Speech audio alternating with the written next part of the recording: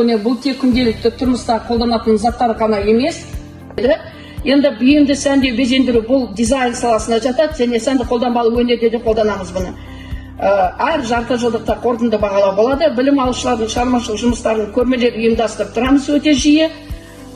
Сосын шығармашылық қорытынды жұмысын қорғаған кезде көрме кезегінде игерген білімін қолдана отырып өздері ұйымдастырып кетеді. Бұл жерде мен белсенді оқушыларда мысалға сол проекттің координаторы қылып қоямын, өздері ұйымдастырады және көрерменнің алдында көркем сөйлеуді үйретіп, өздері паспорту жасап, өздері соны жүгіріп келіп ізденісте болып жатады.